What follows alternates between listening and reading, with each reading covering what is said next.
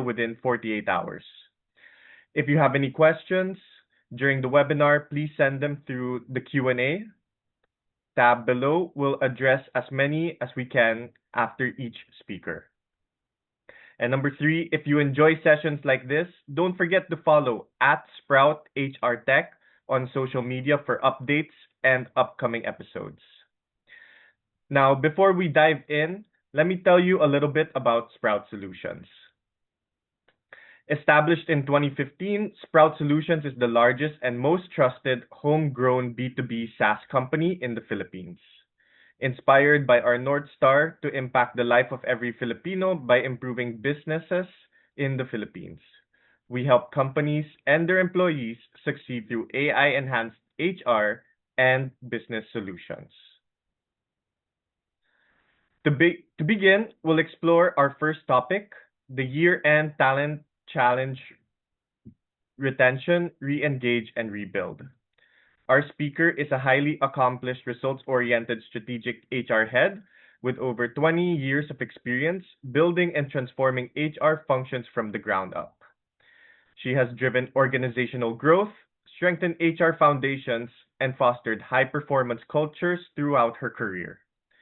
She is known for partnering effectively with key stakeholders, navigating complex labor relations, and delivering innovative HR solutions that align with business objectives.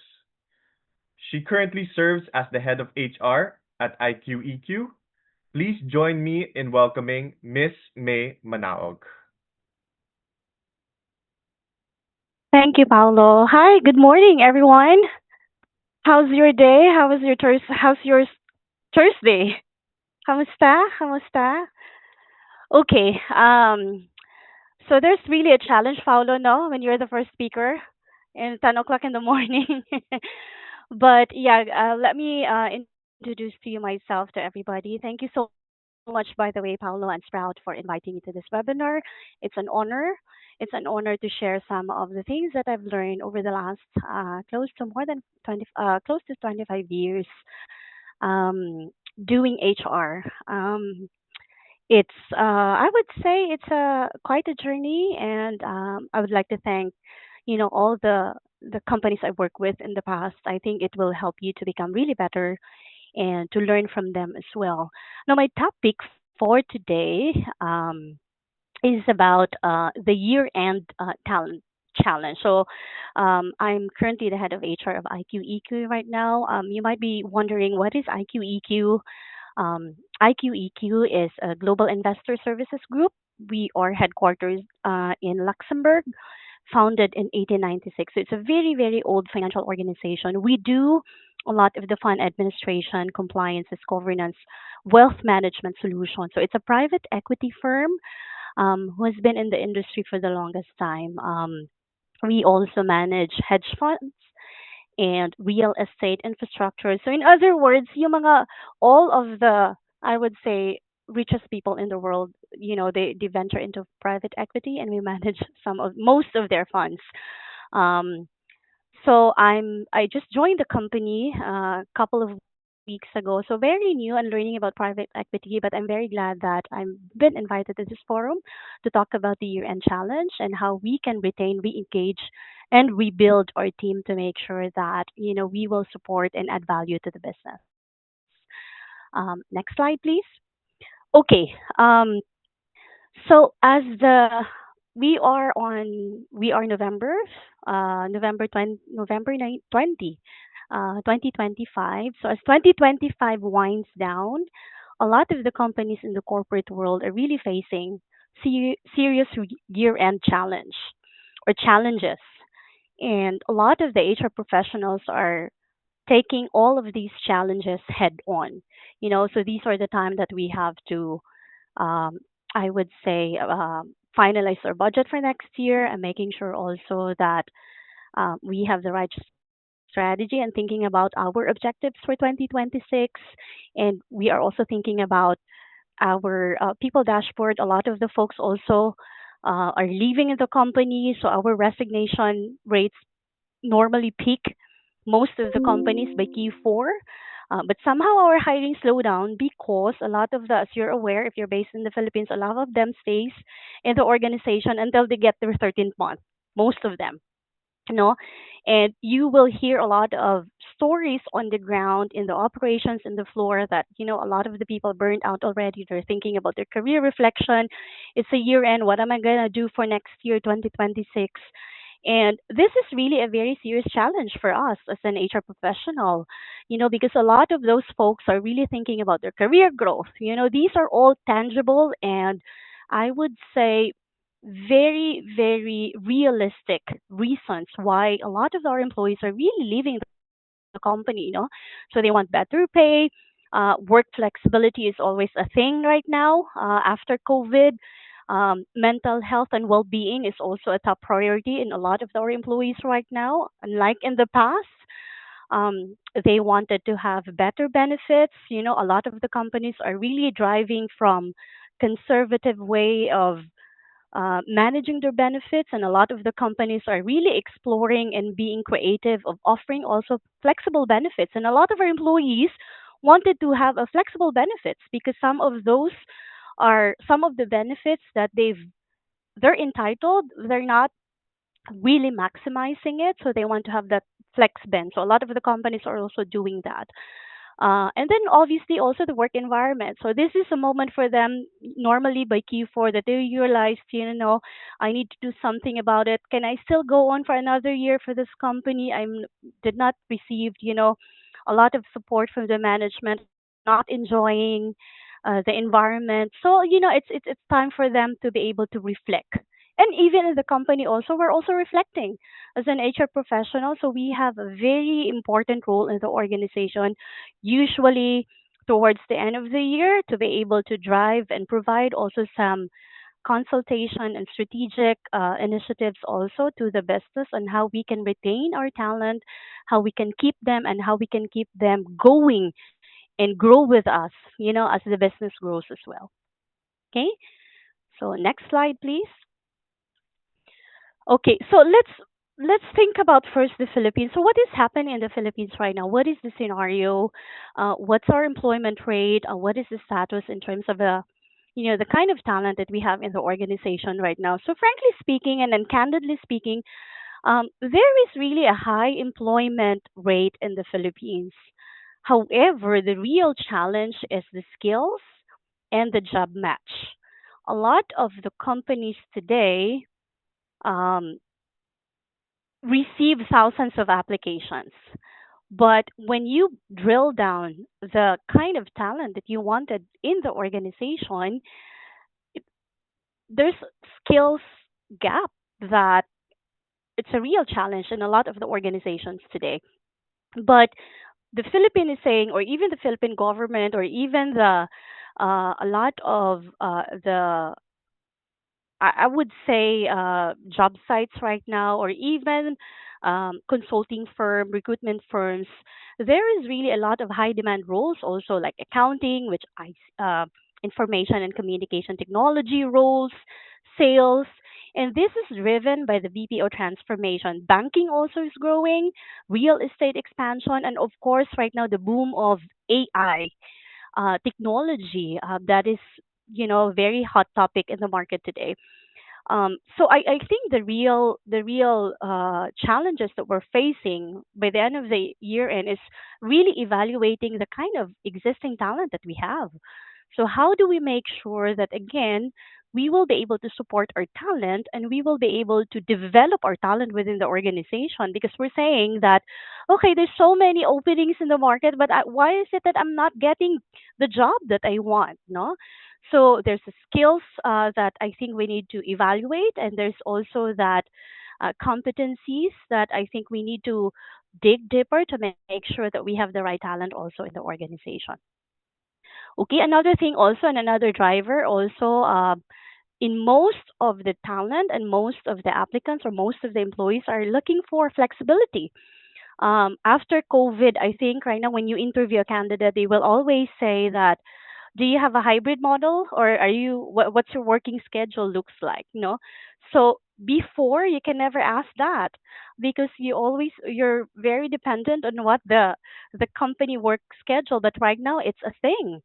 And sometimes a lot, and most of the times I would say so, is a lot of the companies are really thinking this very, very seriously and how they can offer work flexibility. Even the government employees in the past, no, all of them are really on site, but right now they're already, oh, we're on a skeletal force, oh, we're gonna be working from home, So these are some of the things that that's realistic, and I would say happening in the Philippine market today. Okay, next slide. So we realize that okay, there's so many talent in the organization. There's a lot of there's also skills gap that I think we need to address, but we have to look into our internal talent, and they are the most important before we're going to hire external talent, right? So how do we retain and how do we prevent the year end challenges, or I would say the year end exits, to make sure that we will add value to the company and making sure that we really stay committed in terms of keeping our talent, because keeping our talent is much more a lot easier and not expensive rather than hiring externally, right? And I think all of the HR professionals here will agree with me to that statement. Um, what are the things that we will some of the things that I think I can share with you to prevent some of these challenges that we're facing this Q4? Preparation, I think as an HR professional we always have that foresight, right? We always have that foresight when we think about what's going to happen for Q4 and how do we address some of those, because we have all the metrics, we have all the numbers in the organization. So I would say so that I think preparation is always the key for HR professionals. We have an important role to play to tell our leaders in the organization that, hey, this is what we've seen and this is how we are going to manage that. So I strongly suggest that we need to strengthen our communication with our employees, not just with our employees, but with our leaders as well. We will encourage our managers to have a clear, direct, and honest conversation with our employees in terms of where they are at the moment, what are the development opportunities, what are the things that they're really good at, and how we can help them develop further some of the skills that they have, both technical and soft skills development, and then how we can bake that into 2026. Another thing also that I think I can suggest with everybody is conduct a stay-in interviews or stay interviews. This is not very common in a lot of the companies because we are so very busy in terms of our day-to-day tasks, our deliverables, especially for Q4 budget season, and we have all this, um, planning for 2026. But sometimes we tend to forget our stay interviews and talk about our talent. Sometimes we are forced to talk to our talent because we're doing the year-end reviews, right? I'm guilty of this. But it's always been a strong recommendation and some best practice that you talk to your employees regularly and also give feedback to your managers of what you see from the data that you received or from the data that you've collected in the organization. Another thing also that I think I can share with everybody is offer clarity on the career paths. One of the challenges that I've seen in a lot of the companies right now, they have this SharePoint, right? Or I don't know, whatever you call it. They have this level one, level two, level three. Or if you want to have to be in the people managers track, this is how you. These are the skills, these are the competencies that you need to have. But there was no really meaningful conversation about it. It's really good on paper, right? If you look at it, okay, but some of the managers in the organization are not really religiously tracking on it or not really religiously discussing with their employees what will be their career and how to get there, how to improve, how to climb up the ladder. they're not giving the right resources, they're not giving the right support. And those are really very serious challenges in a lot of the companies right now. Yes, you have that on paper, but it's not put into action. So I think my strong suggestion to everybody is let's offer that clarity and have that meaningful conversation with our employees in terms of how to get there and how to climb up the ladder. Another important item is we have to recognize contribution meaningfully. What do you mean by that? Not just, oh, because it's year end, I need to recognize some of these employees that, have been contributed, a certain percentage of the revenue or things like that, right?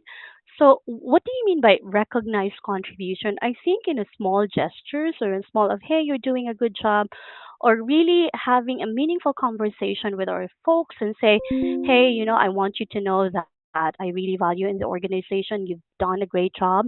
And even though it's done in private, I would say so that that's more effective. Although the bragging rights and all the digital platform will really help, boost the ego of that person, but having a private conversation and recognize that employee means a lot. So those are some of the things that I think realistic and meaningful way of preventing, the burnout and the year-end chaos that most of the leaders and most of HR folks are facing recently. Okay, next slide, please. Okay, so how do we combat and re-engage with our combat burnt out, and how do we re-engage with our folks, right? So earlier I talked about meaningful contribution. We have to recognize that. Maybe you can also do a year-end recharge. Some of the activities in the business towards the year end, probably except for the accounting folks because they're doing a lot of the year end activities, right? But the Q4 is also the perfect way of doing activities that is not related to business. So what do I mean by that? These are the perfect timing for you to do social works, volunteerism. These are also the perfect timing for you to do, team bondings, although you do it regularly, but I think meaningful team bondings that will do a team reflection kind of activity. I think that would help also. Um, and another thing also is you can do a micro reward system and peer recognition program even within the teams itself, because I think what matters the most is so you recognize, and this is based on my experience, it impacts more and more meaningful if they are recognized within the respective teams rather than outside of their cluster or outside of their group. Um, I think it's more the joy that that employee will be feeling or feeling at the moment is much more, I would say, serious in nature because it's their peer group, they know the person, and they are they work with that person very very closely, and it gives confidence also for that employee that it will be recognized, he or that person will be recognized within the team, right? And then the flexibility also in a lot of the companies. I know we have probably have some PEZA or BOI driven companies here, and they have some certain rulings in terms of return to work and not return to work. But a lot of the companies already are doing away of like, okay, I don't care about PEZA requirements anymore. I will pay the fees. What is important to me is the work flexibility of my employees. Some of the companies that I know and I worked with also in the past did that. Like, okay, we will pay the fine. It's okay. What is important is the flexibility of our folks, and this is always after. As I've mentioned earlier, this is the after the fact of COVID that a lot of the employees realize that it's really important, that kind of flexibility. And I've mentioned also earlier that when you interview a candidate or when you interview someone for a position, work schedule and work flexibility is always top of the question, right? Another thing also that you can re-engage with your employees is you have to boost the career opportunities and highlight also some of the internal roles that you have. um, with the current company I work with today, we highly recognized and put more emphasis on our IJP for a lot of reasons. And I think too, I've mentioned already earlier, it's cost effective and it's much easy to process as well and much easier to develop. And the turnaround time will be a lot faster if you can explore a lot of the IJPs. But I understand that there's budget component in that, but I think given that kind of opportunity to our employees and more emphasis to the IJP makes sense and a lot beneficial, not only to the employee but to the organization as well. And I would strongly also encourage a lot of the companies here, a lot of the HR professionals, do do this, all these re-engagement activities, or all this um, employee related activities in your organization. Make it fun and more creative. A lot of them is like, okay, they just do the shout out and that's about it. So some of the employees are now doing this in a gamify kind of mode. Use the technology for them to be able um, to for you as a tool, no, to be able to recognize your employees and to reward your employees, because I think it's better that way because of the technology right now. It's really helping us to becoming more effective in how we manage our employees in the organization.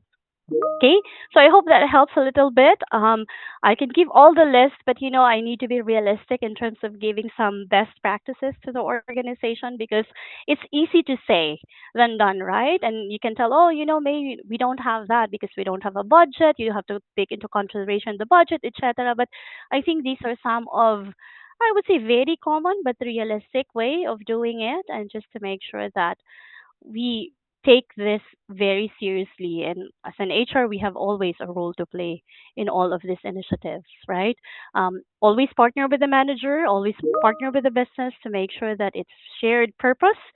And it's not just driven by HR. It's better that employees will look it that way, and the visibility of the leaders also of driving all of these initiatives will be a lot better. In the current organization that I'm with right now, all of our engagement activities is being driven by the business. It's not HR. It's not HR is going to do the forefront of like, hey, this is our engagement today. We will have Christmas party, etc. No, we partner with the leaders. We partner with the business because they know their people better. And some of the companies probably disagree with that, but in my personal view, I think that makes the company more engaging because they know their people, they know the folks on the ground, and they know also what they want. So they are the one designing the programs for us, and we are just going to enable them for to enable them to provide some resources and tools for all the leaders and for all the partners to make effective in what they do. Okay, so next slide, please. Okay. So now that we are trying to engage our talent, I was sharing about some of those best practices. How do we rebuild our talent? Because we can't help it that sometimes some folks really decided to move to the organization, but how do we ensure also to keep our talent, especially the high potential and critical talent that we have in the organization, right? So my strong suggestion for all the HR professionals here is always partner with your business leader, because you can never do it on your own. They know the business, they know the growth trajectory. Our role as an HR professional, how do we provide solutions and how do we enable our leaders to provide them clear goals and objectives, what kind of support that we have to provide to the business for them to be able to assess the leaders and provide also development for their employees. We provide, again, the tools, how to measure, we provide our consultations. But the one who's going to initiate in terms of defining the goals in the organization and how to achieve those goals in the organization are all is for me, in my opinion, are always the leaders. We support, we partner with the leaders. And then I strongly suggest also that you have to promote internal mobility. I think I did mention earlier the importance of IJB. Another thing also that we can work on in terms of preparing our talent for next year and in the future is upskill for digital and leadership development. And a lot of the folks And a lot of the companies that I work with also in the past, they focus on technical development of their employees. Oh, you need to have certifications like this. You need to make sure that, but to me, it's very important also is the leadership development because they are the ones who's going to drive the business. Obviously, with the support of the employees, but they play a very, very important role of developing their people, managing their people, and making sure that their people deliver the value that, or deliver the expected job and expected outcome or output based on the services that we're providing. It depends on what kind of services you're providing to the market today. So to me, it's very important, leadership, very important that you make an investment with the managers in a different way. And there's a lot of creative ways of doing that.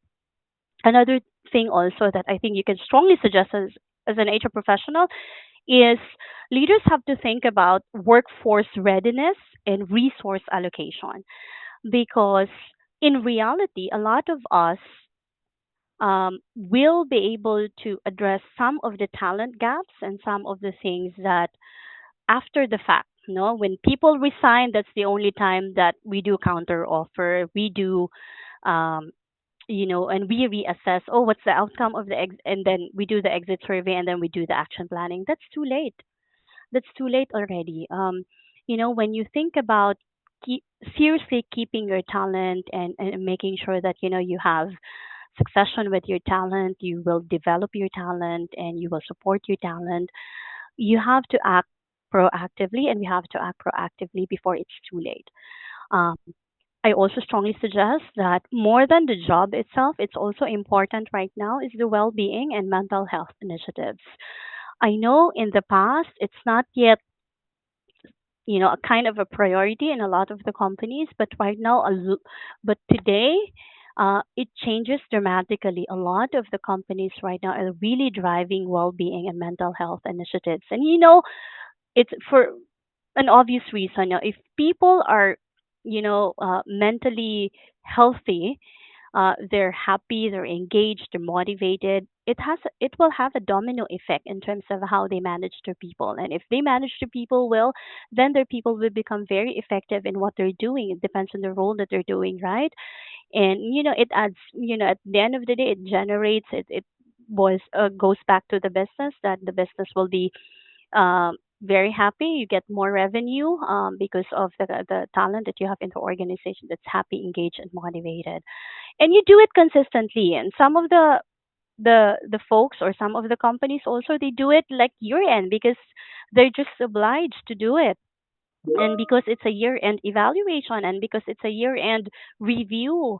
I would strongly suggest that you do it periodically, monthly, quarterly. It depends on you, but just to make sure that you do it consistently throughout the year, to for you to be able to understand and for you to be able to learn also the current requirements of your workforce, or if there are any challenges, you can address it right away.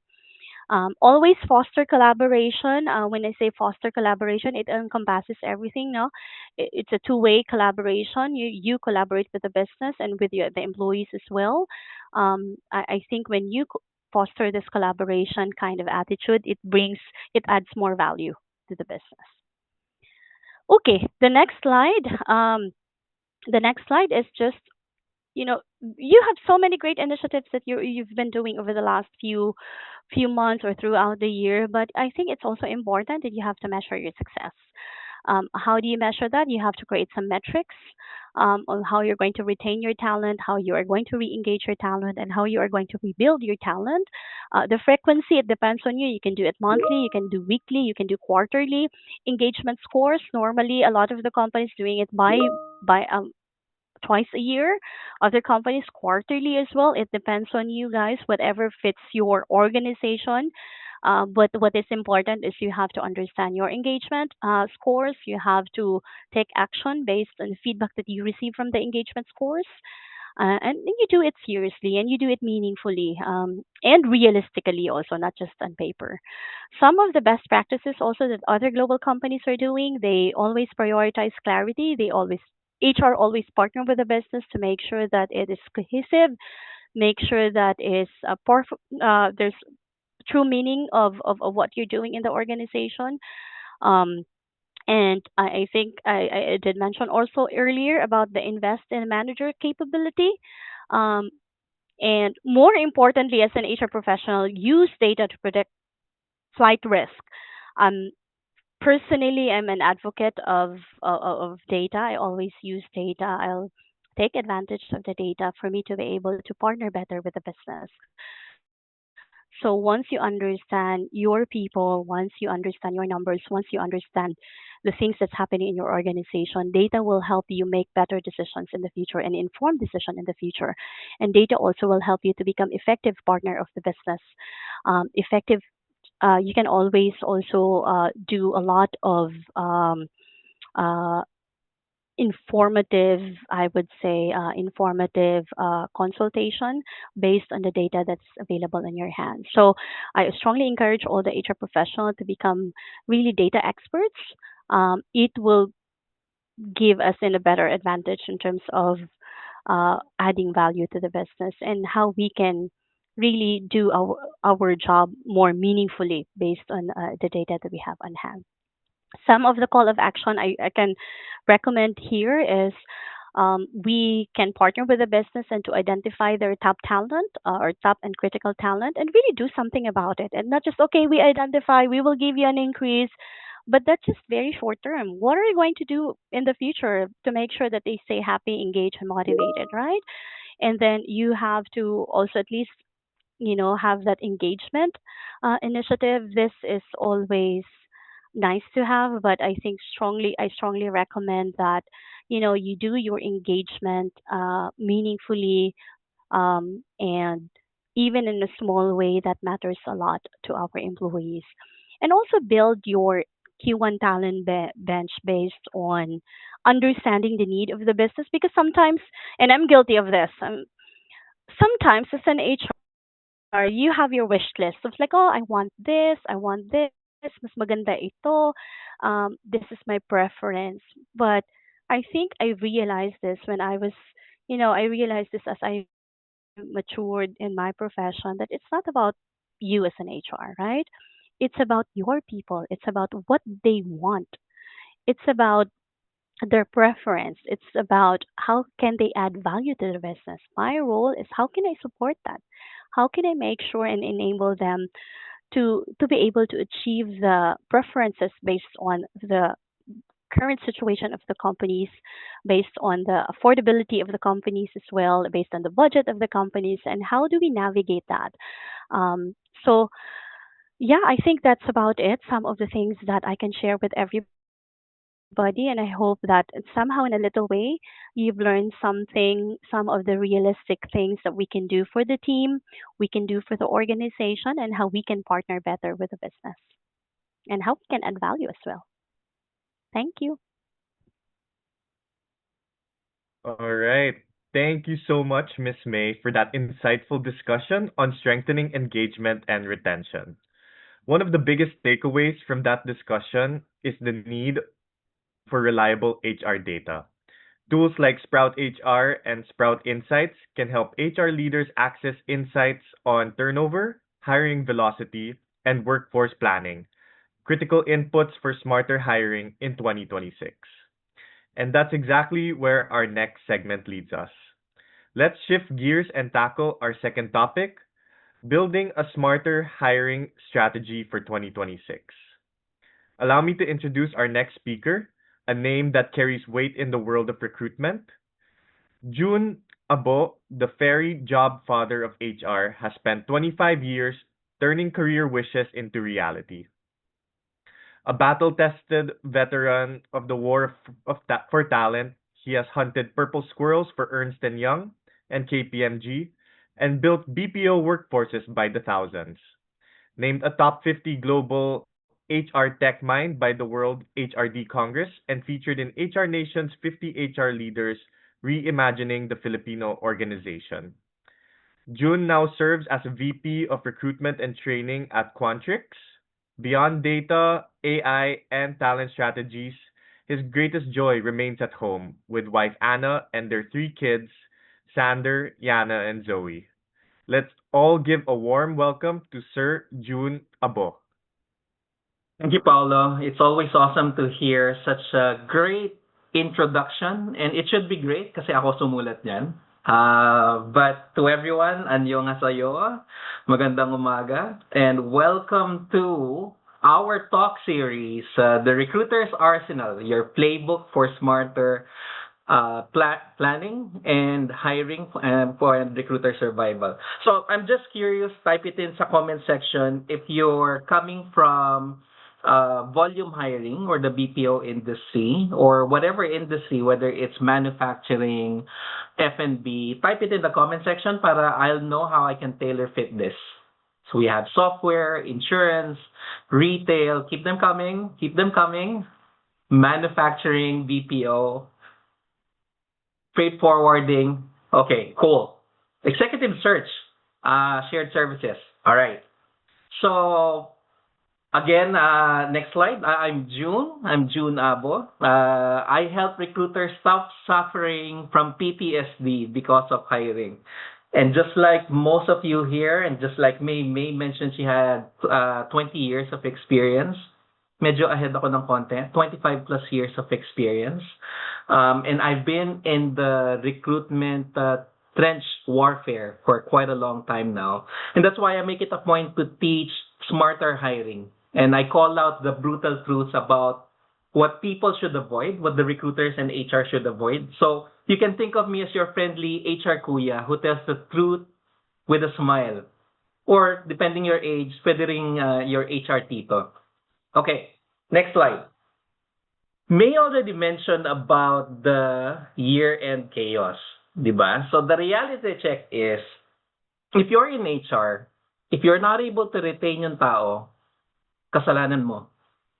If you're not able to hire on time, kasalanan mo pa rin. Saan tayo lulugar? Right? Recruiting today feels like you're joining a triathlon. You sprint, you swim, gumagapang ka na, you crawl, and yet you still get blamed for everything. The market moves fast, si candidate can ghost you even before lunchtime, and yet yung hiring manager mo, ang gusto niya himala.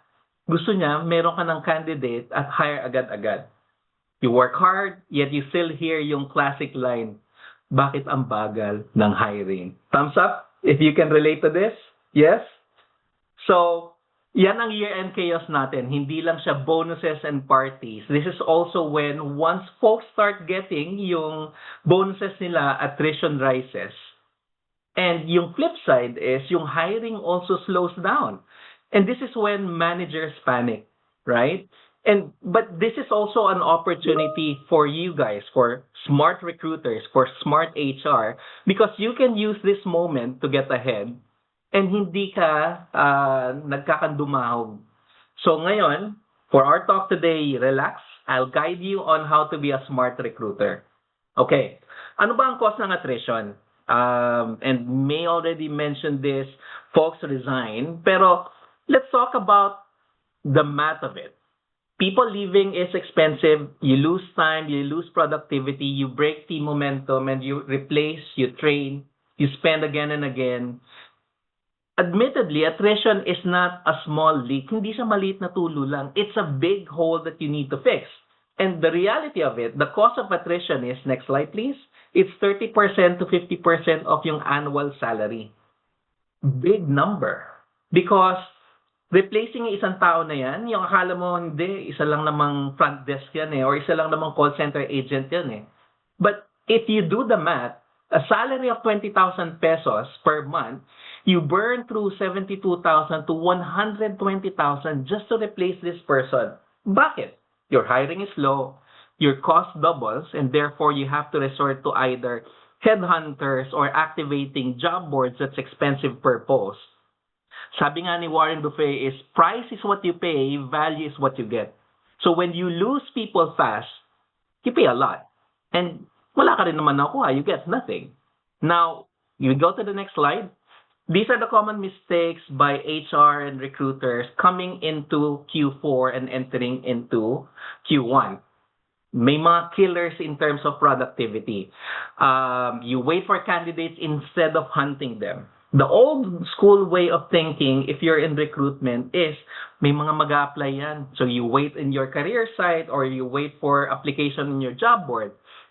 The other one is you rely on referrals alone. Yes, referrals are good, but if it's not backed up with the right technology, the right promotion, then wala rin mangyayari sa referrals inyo. You accept job orders with vague job description. Gusto ni hiring manager yung perfect candidate. Okay ako sa new grad with 5 years of experience. Right? You chase volume without a plan. You skip relationship building and hiring. Lahat ng ito, these all are common mistakes that us recruiters make coming into Q4 and going into Q1. And these mistakes look small. Kung titignan ninyo, every checkpoint looks small, pero they contribute to a big issue down the line, which is yung bottleneck ninyo sa hiring. Next slide. Sabi nga ni Einstein, he said, insanity is doing the same thing again and again and expecting different result. Insanity. Sira ulo ka na. Kasi in-expect mo magbabago yung resulta, yet you keep doing the same thing over and over again. And how does this apply to us as recruiters, as HR? We fall into the same trap often. We post a job, we pray na mag-apply, and we hope na may ma-hire tayo doon sa nag-apply na yun. Then you wonder kung bakit nothing changes. Okay. So today, we change this pattern. And this is where I'm going to pass on some of the things that I've learned that I wish I knew when I was in your shoes, when I was starting my career. So let's start first with yung smarter hiring framework. Okay. First one, define the real problem. Alam nyo, aminin natin, most hiring delay starts with yung fuzzy job description. You fix this by pinning down the real skills that you need. You clarify what success looks like in the first 90 days. You remove anything that sounds like corporate buzzword. Alam niyo yun? And you talk to your hiring manager. Ito yung key. You talk to your hiring manager. You ask the hard questions. You know why this is such a easy skill to push through? Because most of the hiring managers, aminin natin, tamad sila. They just look at the job description that hasn't been updated for years and years and years. So when you go to market and you use an old job description, guess what? Mismatch ngayon yung candidates ninyo versus sa actual na hinahanap ng hiring manager. So you need to have an intake session. You need to make sure what success looks like, what good looks like in the first 90 days, so you can then update your job description. Okay, next. Build an intentional sourcing game plan. Job board, you post your job there, that's not intentional.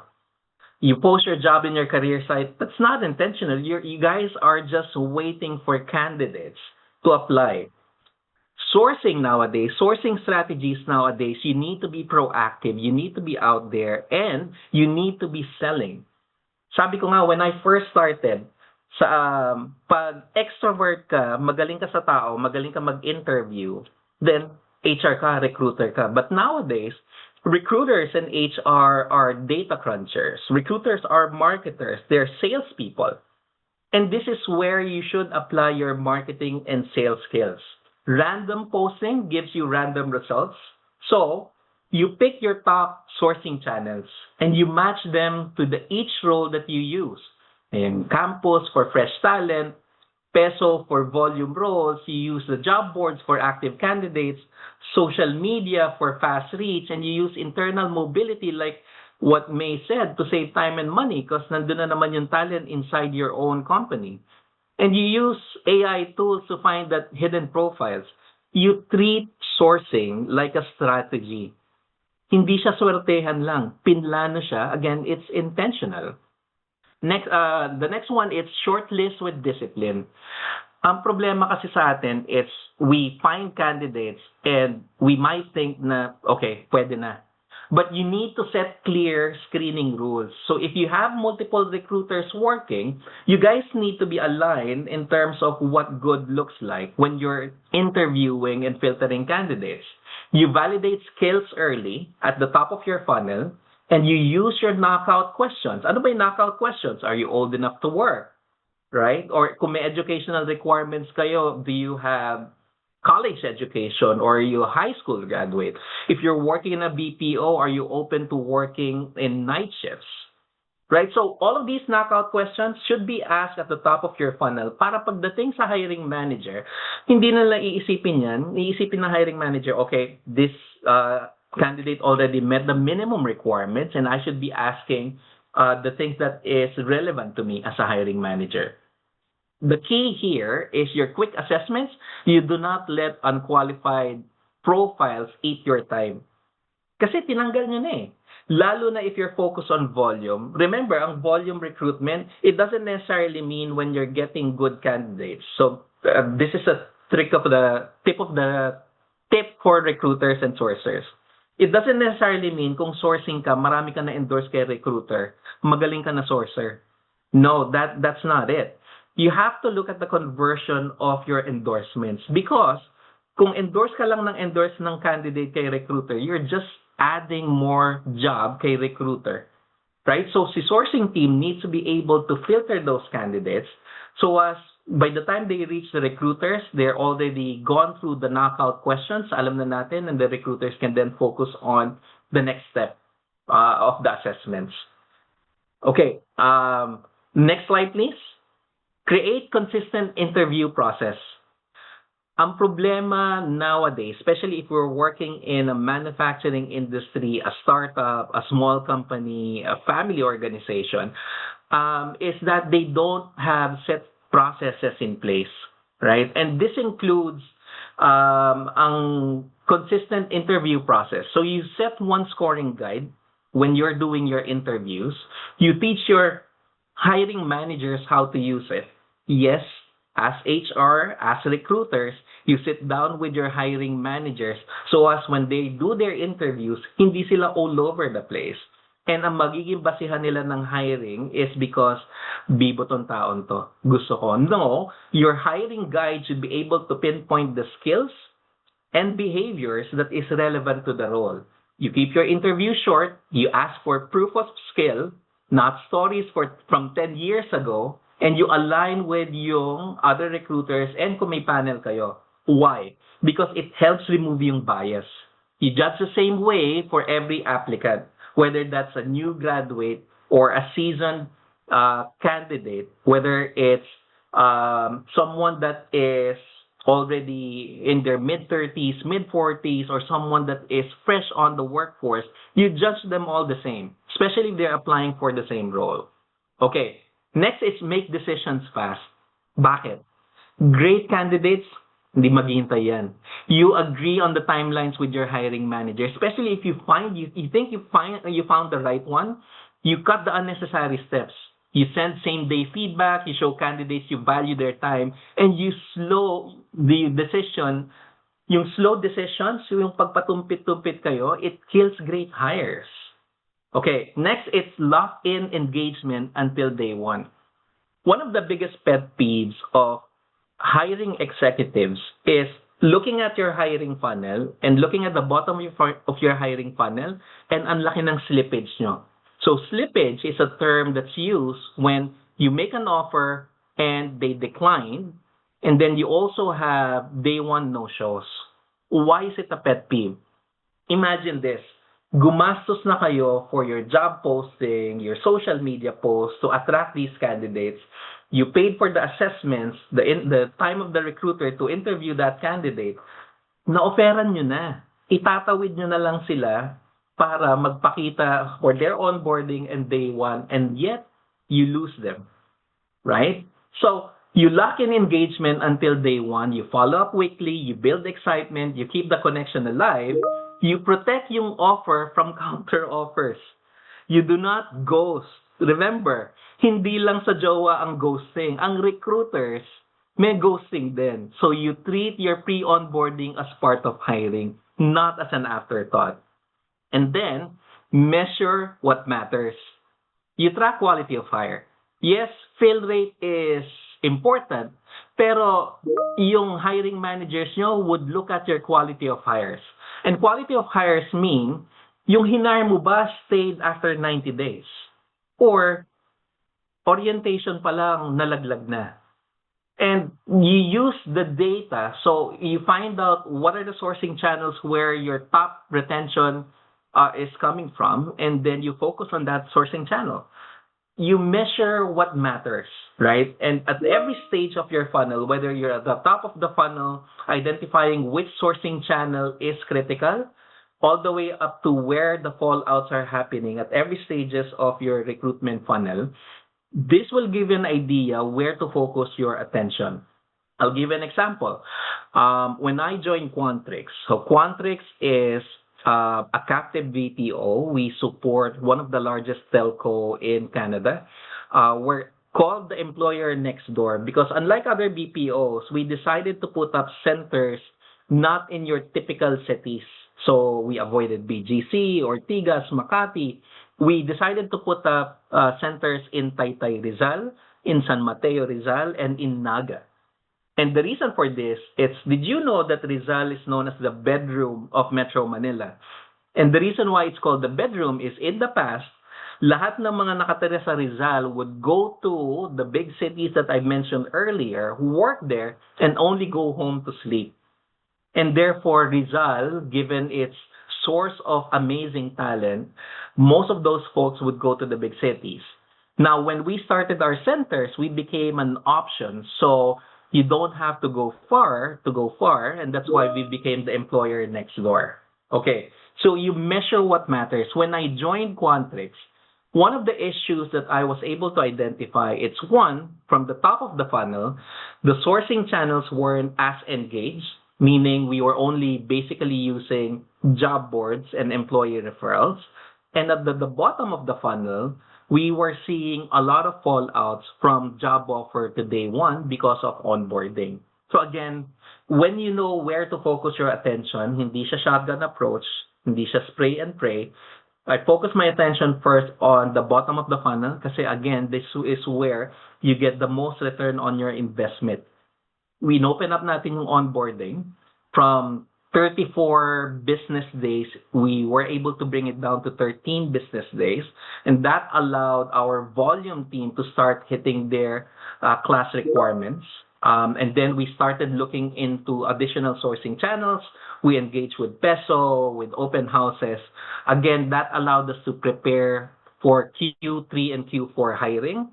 And because of that, as early as October, tapos na kami ng hiring for the rest of the year. And our recruiters, for the first time, are not as stressed. So, measure what matters. Okay.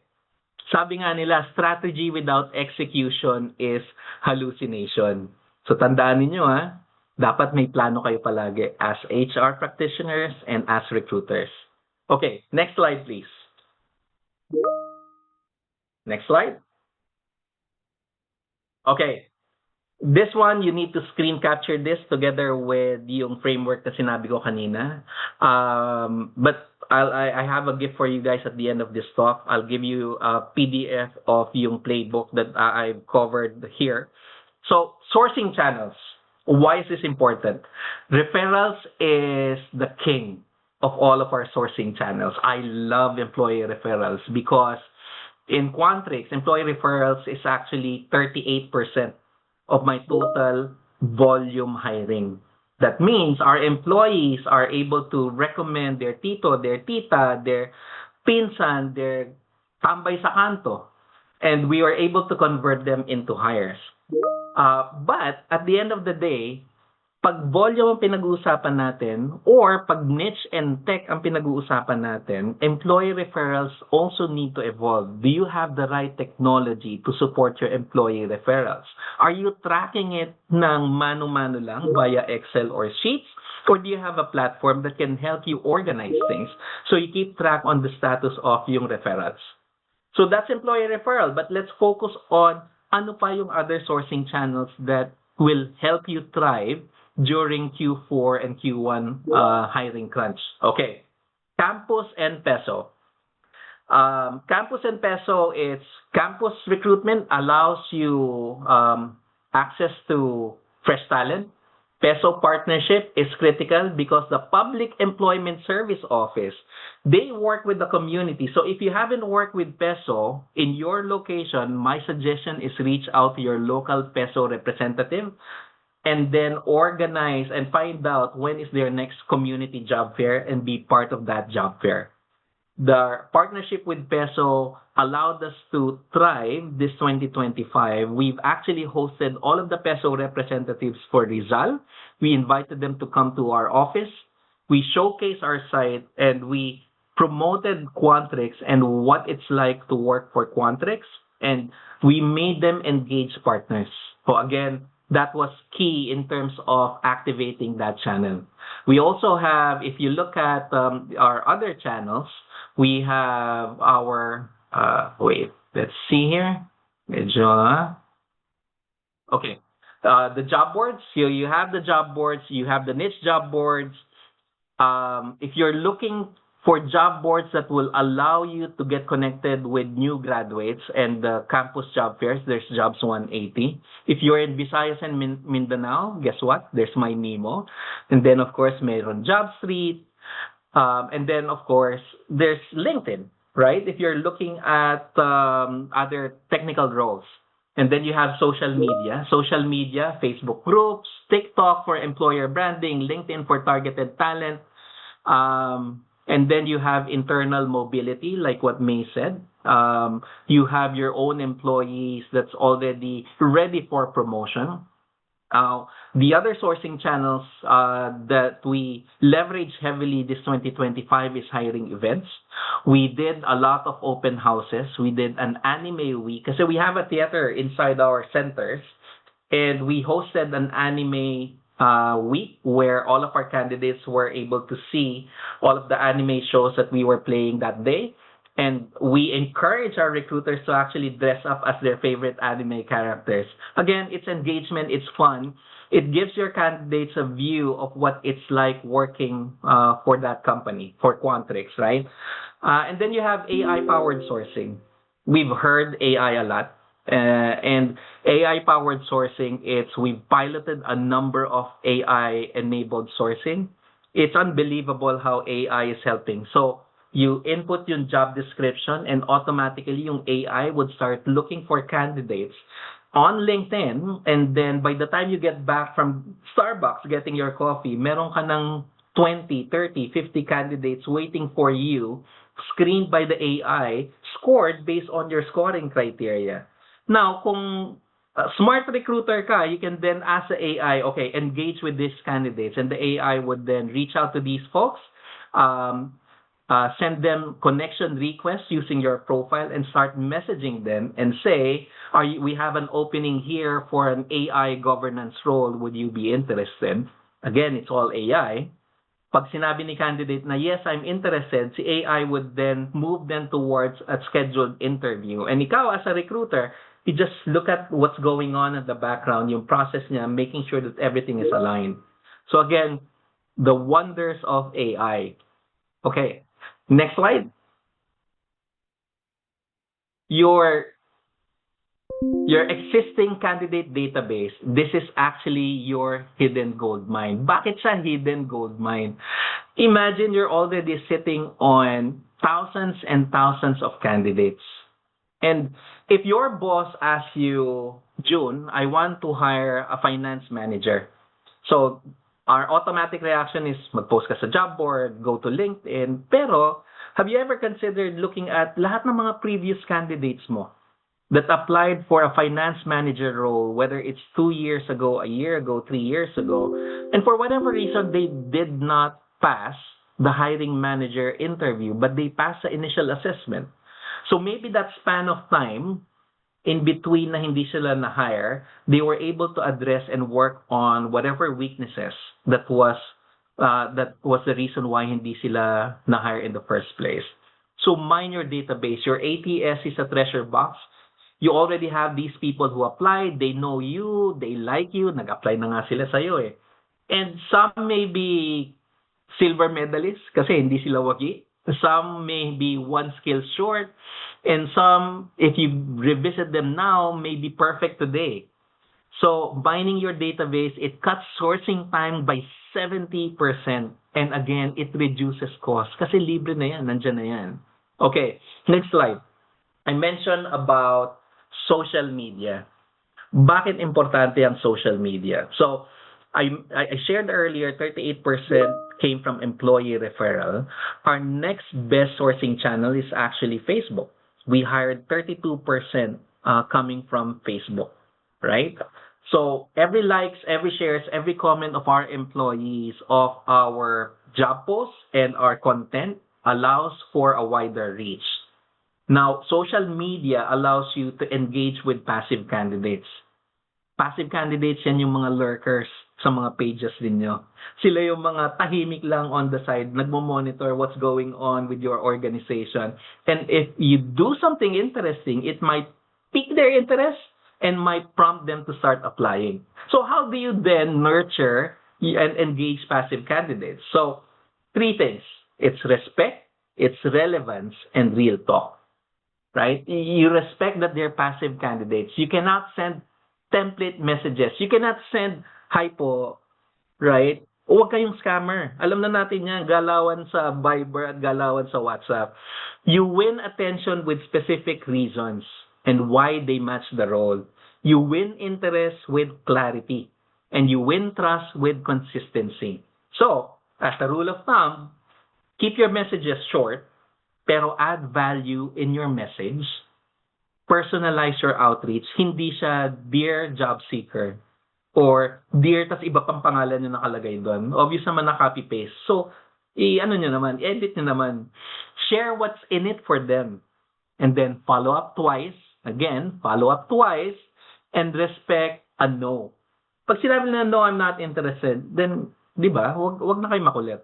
Right? Hindi kayo nagbebenta ng credit card or ng loan. So, respect a no. Sabi nga ni Steve Jobs, get closer than ever to your customers kasi passive candidates are your customers. Thumbs up if you agree? Yes? Okay. So this next slide is actually your survival kit. You can screenshot this, but again, I have a workbook that I will share with you at the end of the talk. And let's go through this. Build real partnerships with hiring managers. You clarify your roles, expectations, and timelines. Ano ibig sabihin nito? We've already talked about your intake sessions, di ba? So intake sessions natin, you need to make sure that you know what good looks like. You need to update your job description, and you need to know kung ano yung hiring timeline expectation ng hiring manager ninyo. You look at your data. If your hiring manager say na, I want a class of 25 in 2 weeks' time, what's your average time to fill? Is it 2 weeks or do you need...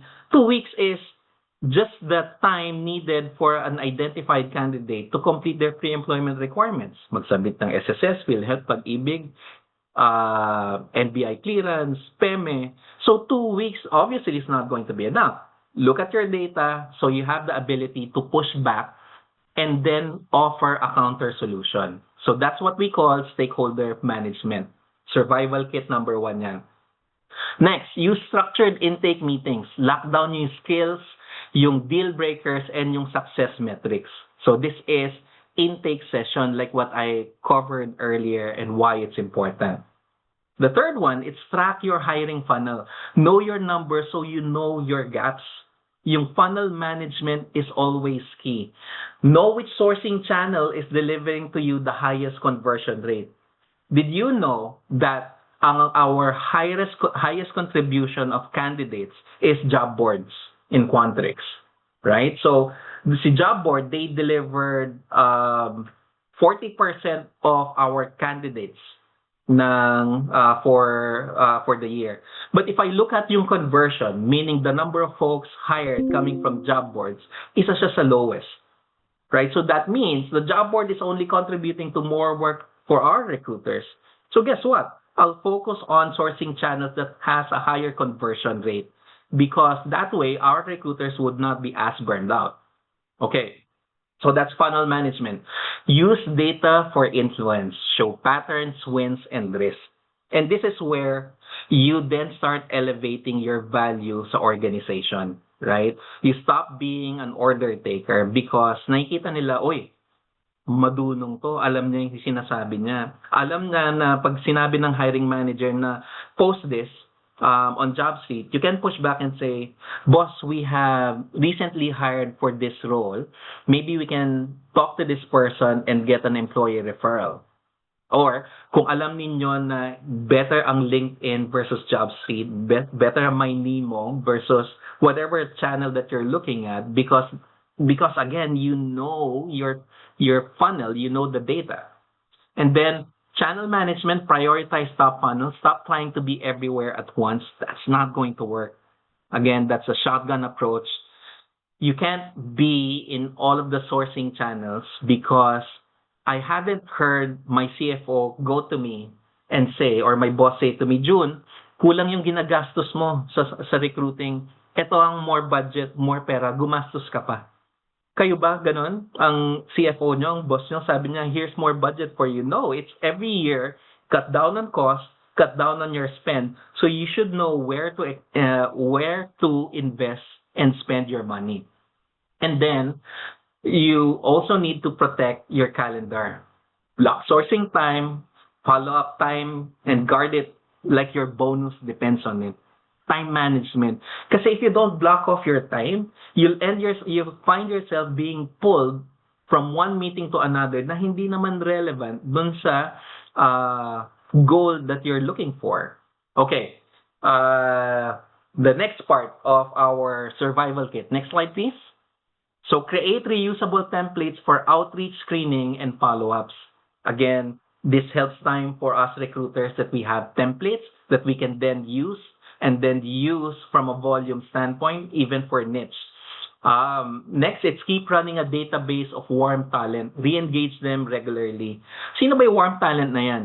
If you look at your funnel, lahat ng warm talent mo is mga day one no-shows.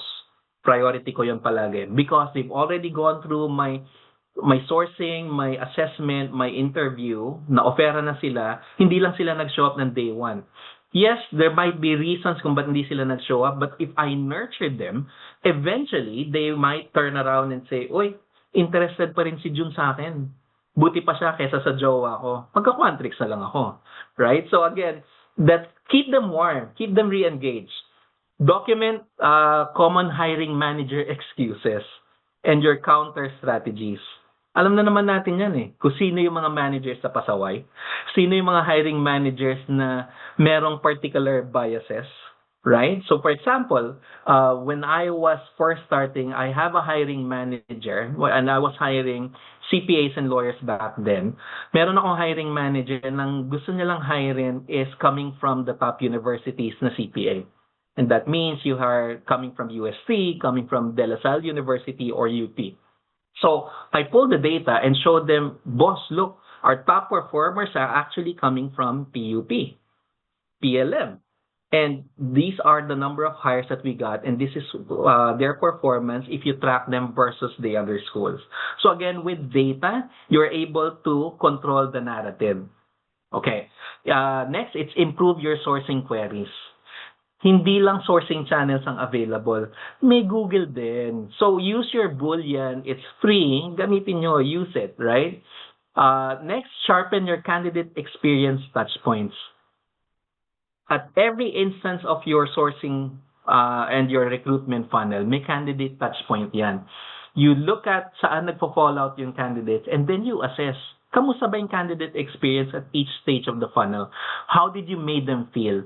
Even si candidate na hindi natanggap because bagsak siya sa assessment, if you treat them right, if you provide them guidance, then they will leave as a feeling, sayang hindi ako na-hire. Ang ganda pa naman sana tong kumpanya to, pero babalik ako. Right? Rather than, koloko itong recruiter na to, hindi na nga ako na-hire, binastos pa ako. Babadmouth pa kayo sa social media.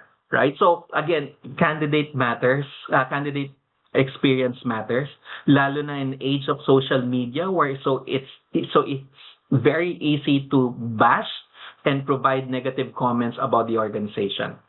And then lastly, ang survival kit, invest in continuous learning. Trends change fast and skills gets outdated faster. One of my biggest reasons for my success is I took ownership of my own learning. I'm an accountant. I took up accountancy in UST. I was an auditor initially, but I hated it. And then I ended up moving to HR, but I didn't have any background in HR, so I bought books. I got mentors. I joined forums. I joined webinars like this one, and that's how I started learning and mastering HR. But that learning never stops, right? AI and automation is starting to be the buzzword. Bakit? You need to understand. So for me, I wanted to understand why the job board was declining and what's making it decline. So I wanted to understand. So I joined actually a job board company that specializes in social media and recruitment marketing. They were up and coming, and I wanted to understand how they use recruitment marketing to generate leads for their job posting. Nung naaral ko na yon, I then moved to an AI company that specializes in creating AI agents. The one that I shared earlier, it's all AI agents. An AI interviewing you, and you wouldn't even know, an AI cloning your voice as a recruiter, and the AI would then start interviewing candidates using your voice. The interview is transcribed, it's then scored, then you can then validate if you agree with the score of the candidate. So there are still human guardrails in place. But at the end of the day, again, invest in continuous learning. Never be satisfied with where you currently are. Okay, next slide, please.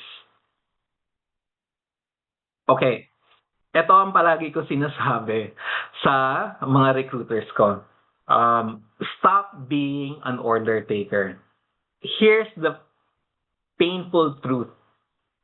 Hindi tayo nasa pizza store. We do not take orders. Wala tayo sa McDonald's. We do not deliver in 30 minutes. Our role, our job in HR and as recruiters is to deliver advice, coach, and influence. Our role is to guide hiring managers. We shape the talent strategy. You say what needs to be said, and managers then respect consultants. Kasi we elevate ourselves as talent consultants and not just order takers. And we measure our success by quality, right? And that's what impacts the business. So when someone asks you to hire 20 without the needed justification, you can push back because as talent consultants, we know the market. So a case in point, someone came to us and wanted to onboard 20 in 2 weeks' time. But because we have data, we were able to push back. Wait, ang onboarding time natin is 13 business days, so 2 weeks is obviously not enough. Give us 1 week to source and recruit, and that 2 weeks for us to onboard the candidates, and we'll give you the class that you're looking for.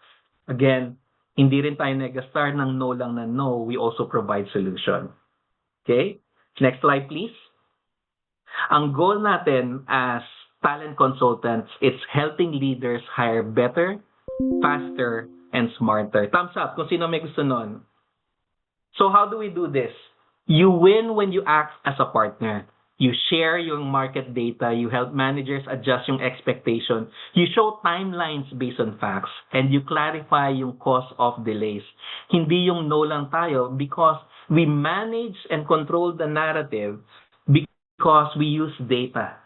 And you propose better role profiles. You propose alternative solutions. You provide talent intelligence, not guesswork. Sabi nga, the most important thing in communication is hearing what is not said. As recruiters, we also need to start listening to and read between the lines kung ano yung gustong mangyari ng hiring managers natin. And that way, that's when we become talent consultants. We are able to provide alternative solutions. We master our craft. We know what's going on within the industry. Next slide. Yan. Next slide. So, key takeaways natin. So, smarter hiring framework and then your recruiter survival kit, it makes for a predictable hiring.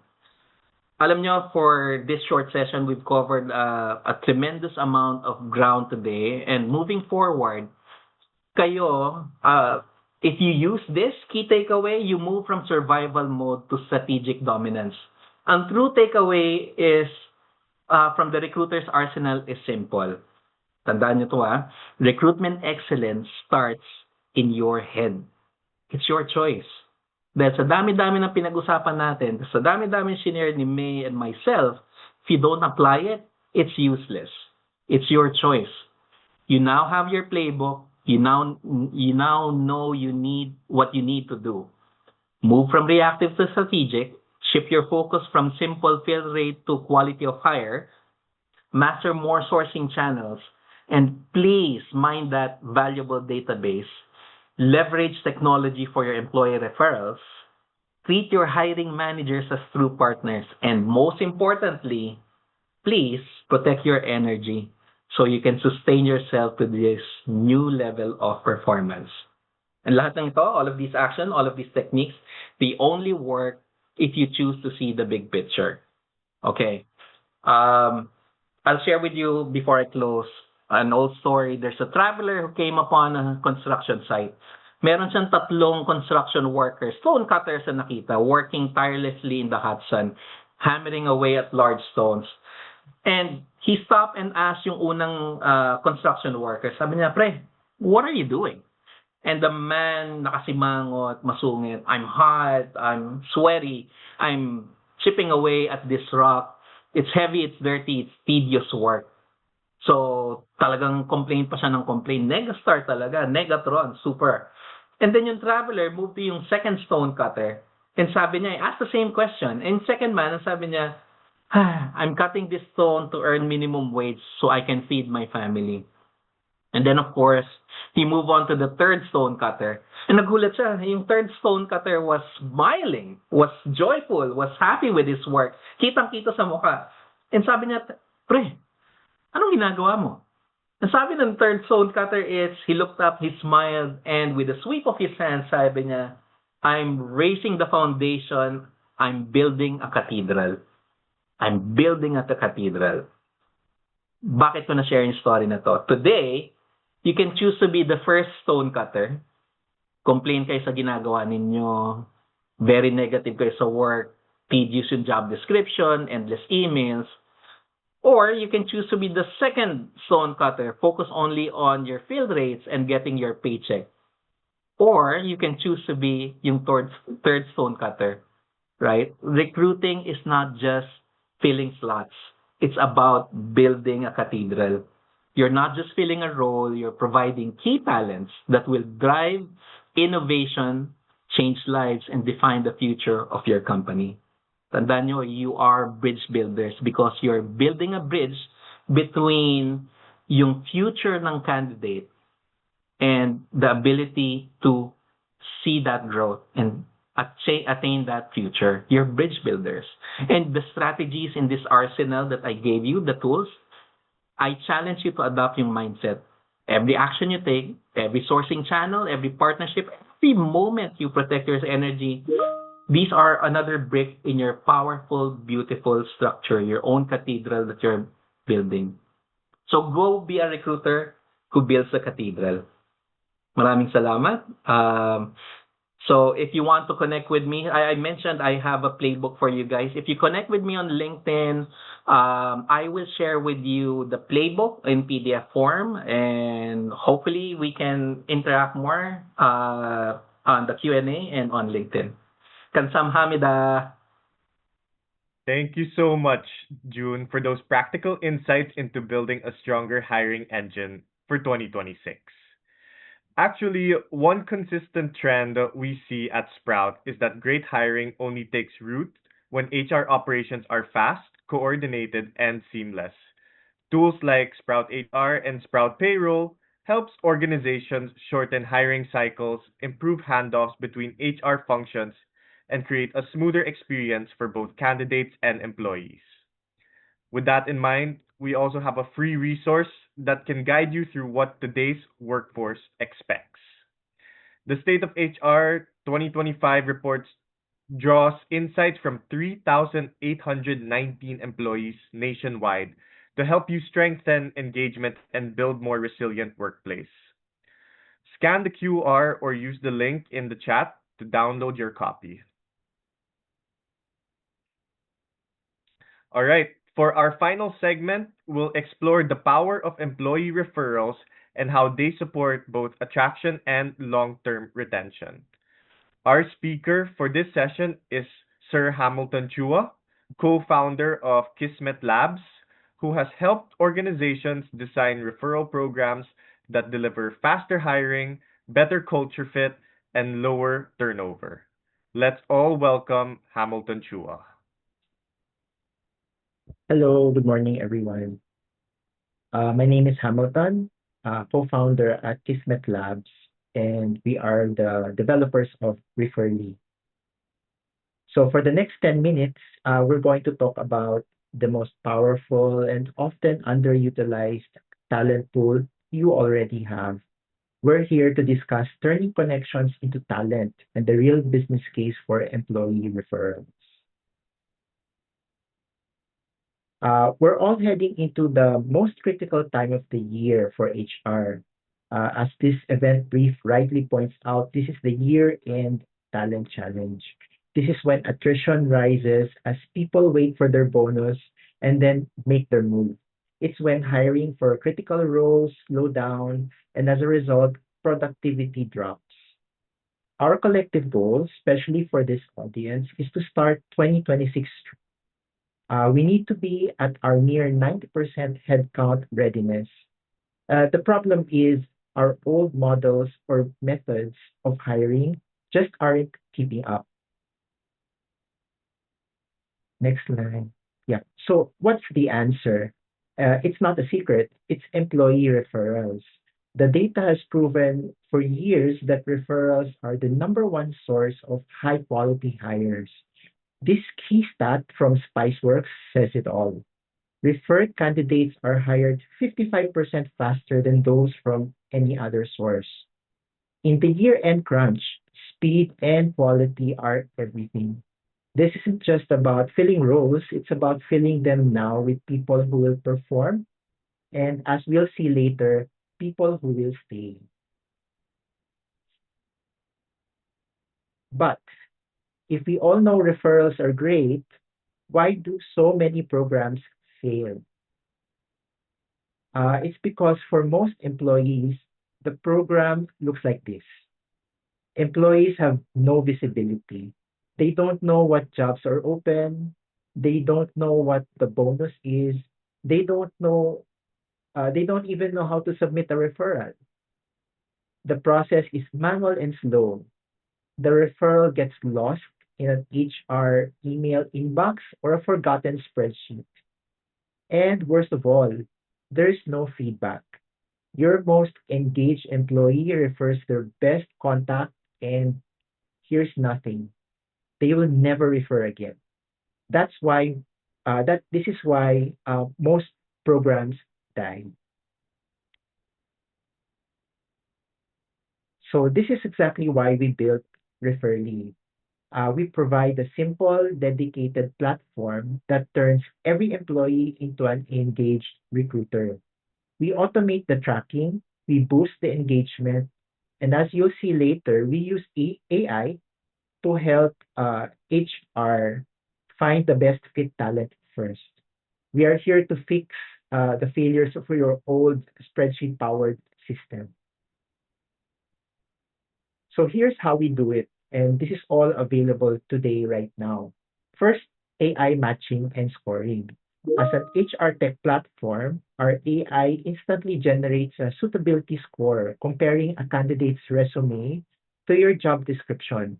It also normalizes that resume into key sections you actually care about, like experience, education, or any certifications that the candidate has obtained. Second, easy sharing. We give employees a simple way to copy curated job links to share on any network. Quick copy and paste to LinkedIn, Facebook, or a direct message. Third, flexible rewards. You decide the incentive. You can assign a specific monetary reward to a high priority job, leave other roles non rewarded, and you have full control over your budget. And fourth and final, live status tracking. This is critical. HR gets a real-time dashboard, but more importantly, the employees get automatic email notifications at every step. The feedback loop is now closed and your employees stay engaged. And we're not stopping there. Um, on our immediate roadmap are two features this audience will appreciate. Automated automated payouts to upgrade the current manual process of full payroll integration and white label branding. So you can customize the entire platform to perfectly match your company's unique style and employee brand. This is where we're headed. But what about the impact today? This is real-world data from our clients. They see a 30% increase on month-on-month referrals after launching Referly, and they are filling their job vacancies 9 times faster than their old manual process. This isn't just theory. This is the practical, real-world result of automating your referral program. Don't take my word for it. This is from Jose Fernando Salvosa, a talent acquisition associate. He says Referly is the easiest and most affordable way to leverage a referral program, and that for those tough to fill C-suite and niche positions, Referly really makes a difference. So let's go back to that year-end challenge. You need to hire better, faster, and more cost effectively. We know referrals stay 70% longer and cost 5 times less to source. It's time to replace the spreadsheet. It's time to start using an automated platform that turns every single employee into an engaged recruiter. For everyone attending this HR Experts webinar today, we are offering a 60-day free trial of Referly to prove it to you. So thank you very much. That ends my presentation. All Back right. to you, Paolo. Thank you so much, Ham, for walking us through Referly. Before we move into our Q&A, we'd love to hear from all of you. A quick poll and feedback form will be appearing on your screen. So please take a moment to share your thoughts. Your feedback really helps us improve our future events. So, yes, please feel free to answer this quick feedback form. Just to echo what was shared earlier, if you're a Sprout HR client, you can enjoy a free 60-day Referly trial. Simply drop your name and company in the chat, and we'll coordinate with your CSM to get you started. So we have been using Referly here in Sprout, and I can definitely say it's a very easy tool to use, and it's very effective, especially when it comes to your hiring needs. Sourcing quality talent, and it definitely provides seamless and easy ways to look for good talent in the market. Aside from that, if you're not on Sprout HR yet, this is the perfect time to explore it. You can get 50% off your setup fees until November 30. For details, go ahead and scan the QR code on your screen.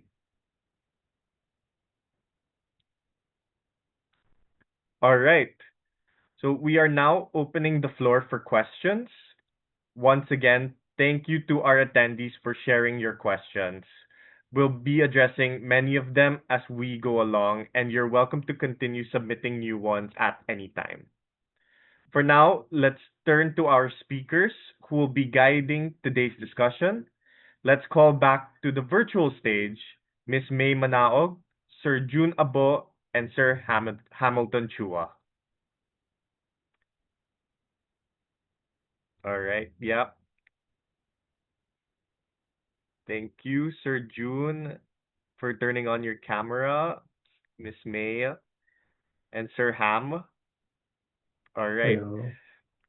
Hi, everyone. Okay, so first question. So this is for Miss May and Sir June.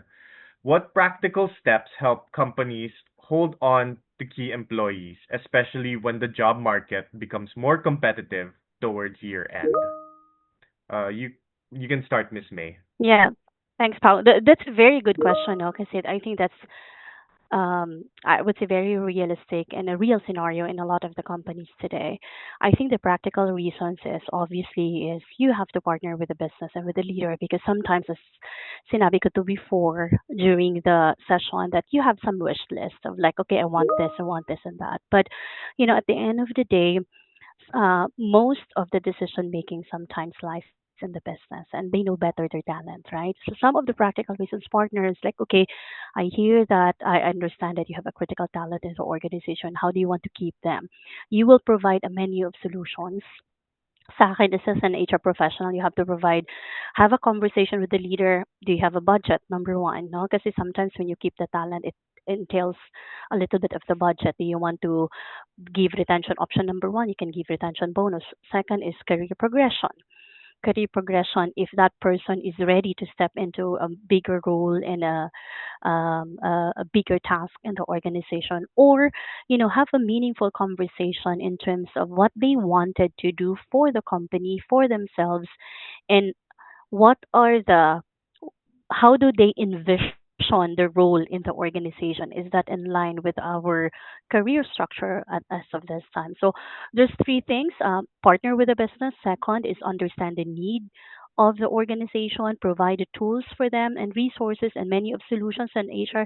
The third one is have a meaningful conversation and communication with the employee in terms of their motivations, in terms of what they wanted to do in the next couple of months, to make sure that you tailor fit the solutions for your critical talent in the organization.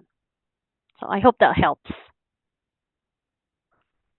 Yes, the only thing I'll add is you have the culture where critical talent would like to stay in, right? A lot of the things you can provide the nice amenities. You have gym on site, you have chefs providing food, but if your culture is toxic, regardless of how much you spend on all of these amenities, you have your boss is not supportive of you, then you're going to find any reason to leave the organization. But if you just have a regular organization, but you know your boss is there supporting you, mapping out your career path, you know that you have a future, he's mentoring you, taking time to train you, then you know that, okay, maybe it's not worth accepting that additional 5,000 pesos because I know based on my boss's mentoring, I'll earn more down the line.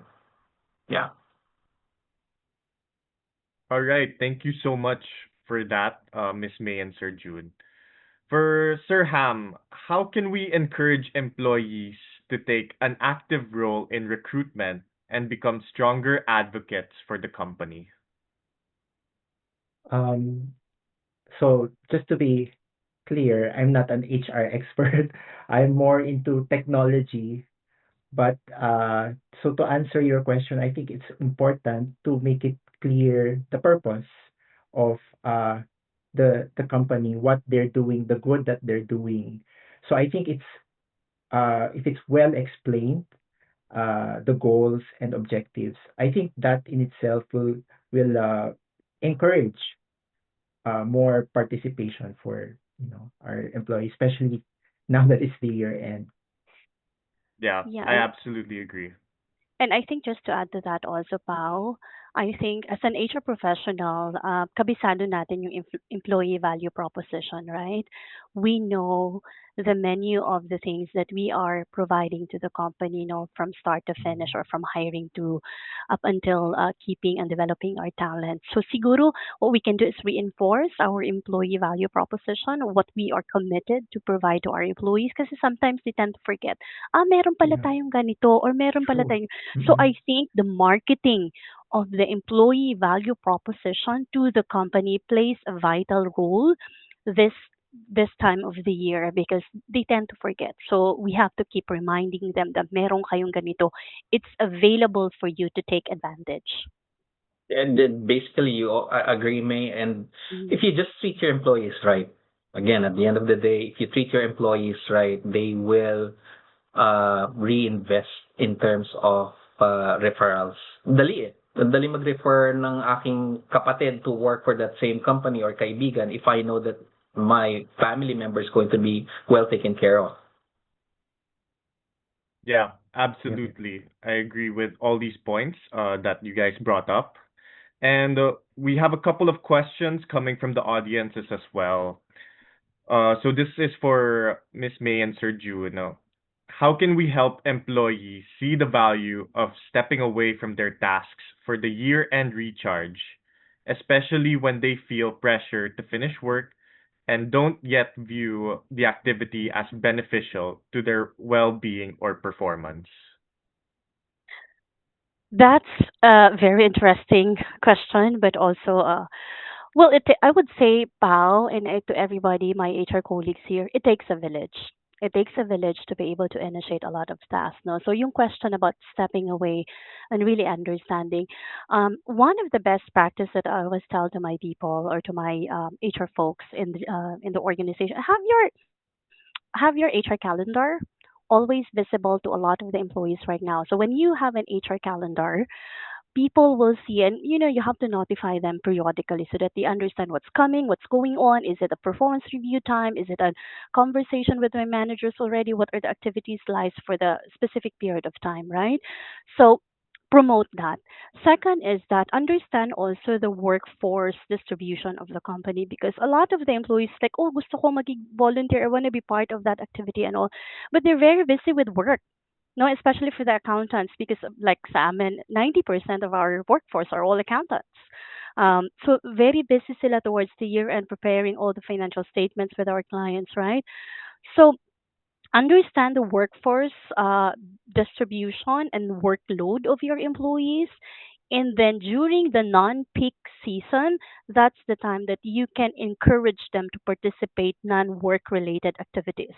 So in a nutshell, yung year-end challenge and yung mga initiative natin to build, rebuild, and manage our talent is not just Q4. It has to be on a regular basis. Maybe.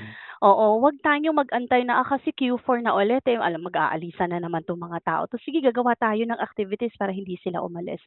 Do it meaningfully on a regular basis so that they see the value of the company, that you're really genuine of making sure that you have to keep them motivated, engaged in the organization. So, yeah. 100%. I agree. Engagement is not just a Christmas party. Engagement is not just that one team building. It's a year-long engagement event. It's a commitment by your leaders, by the organization to remain in touch with what's going on. I've never been a believer of mandating attendance in fun events because there are some introverts who are not looking forward to joining these types of events. But tama si May, you need to understand the workforce as well. What's the hesitation? Is it work? Then if it's work and you're the leader of that, you deprioritize yung task that's eating up their time. So as they have time to focus on participating in that event, and they know that they're supported. Hindi sila feeling guilty na they should be working but they're having fun as well. Yeah. Yeah, I absolutely agree on that. At the end of the day, it's really all about consistency and as much as possible, providing that reassurance and guidance to your workforce employees in a consistent basis will definitely keep them engaged as well. Just a couple more questions. We just wanted to check, how do we educate employees on role expectations without making the process overly technical or overwhelming? Yeah, I can take that. How do we educate our people with regards to their task? So re-education, I think we talked about a lot of consistency over the last few hours or for the last few minutes. But I think having a clear clarity at the onset, when you hire somebody, you have your job description, right? You have your job description and all. Does that resonates when they are really doing the actual work? So the role of the leaders we should encourage our leaders to have that clear expectations setting with our employees that, okay, This is your role, this is what your job description, and how do we translate that on a day-to-day operational task, right? And continue to have check-ins. I think it is important because sometimes meron tayong job description. I have a job description in HR, but I do a lot of stuff, no, that is not listed in the job description. So the re-education, the communication, and sinabi ko to sa aking presentation, the foster collaboration with the employees, letting them understand that there are also certain tasks that's not listed in your job description that's still part of your job. No, so letting them educate and letting them understand and continuous check in on a regular basis matters a lot so that the expectations are aligned. The only thing na magkakaproblema when the expectations do not align already because the manager are expecting this much pero employee is only delivering this much.